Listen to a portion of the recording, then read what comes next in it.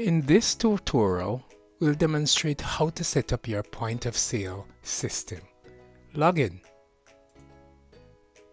Your point of sale system is comprised of your invoices, or your quotes, or your receipting. In doing point of sale for the first time, you'll need to ensure that you set up your sales taxes and then your list of inventory items. Those are the services and products that you'll be selling your customers. After setting up your sales taxes and your list of inventory items, that's the products that you'll be selling your customers, then you can hop over to the point of sale and start creating your invoices or your quotation.